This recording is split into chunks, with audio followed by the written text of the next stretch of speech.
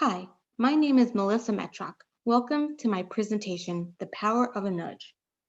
Over the next few minutes, I will be discussing how even the subtlest of hints, suggestions, or nudges affect our everyday decisions, and how, in particular, it impacts our financial decision making.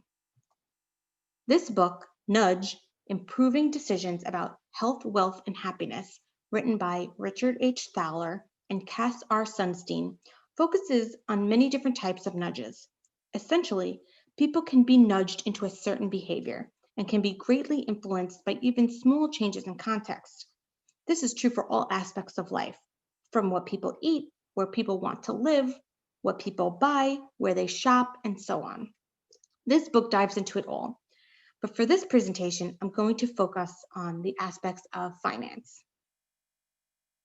According to corporatefinanceinstitute.com, behavioral finance focuses on the fact that investors are not always rational, have limits to their self-control, and are influenced by their own biases. What does this mean? We are human. We are not computers or robots, and we do the best we can with what we have.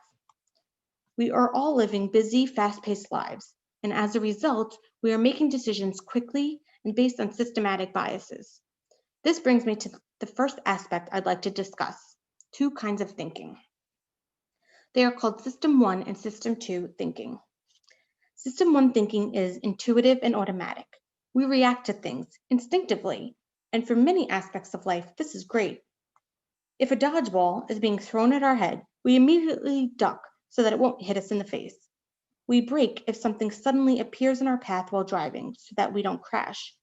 If we put too much time and thought into making these types of decisions, there could be negative consequences.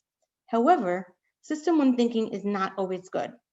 For many decisions, we should put a lot of thought, effort, and research into making the best decision that fits our needs. Which brings me to System 2 thinking, which is reflective and rational. We must put on our thinking caps when it comes time to make certain decisions, especially financial decisions.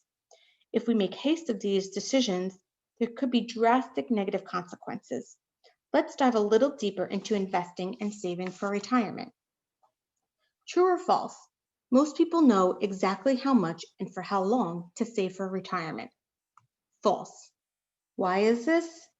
For starters, choosing how much to save and what to invest in is very mathematically complex, even for the experts.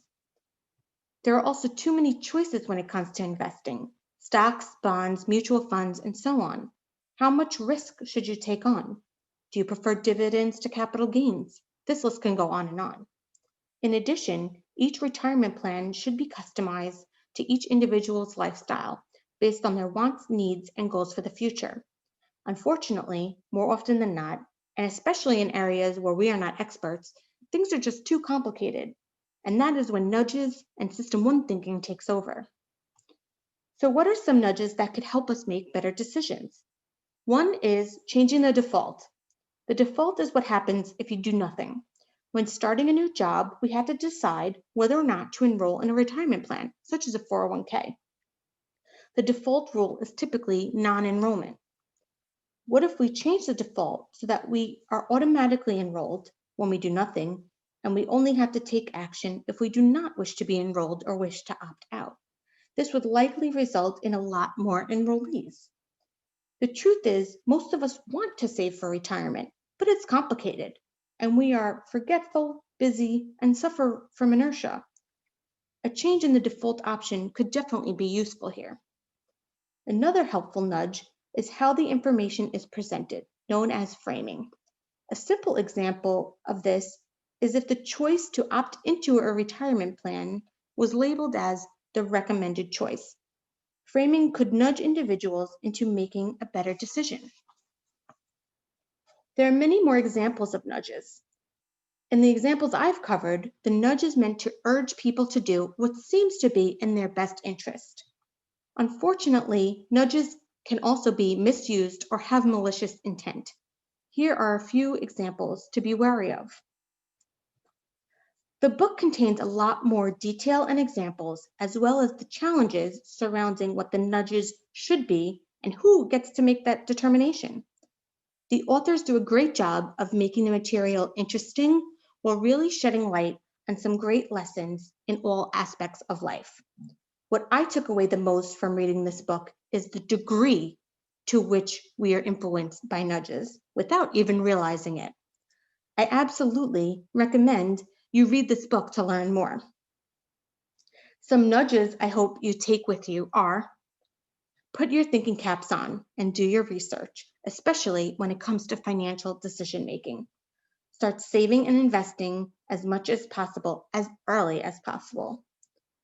Revisit and reevaluate your decisions periodically, as your wants, needs, and goals can change over time. And last but not least, never underestimate the power of a nudge. I hope you've enjoyed my presentation. I'm Melissa Metrock. Thank you for watching.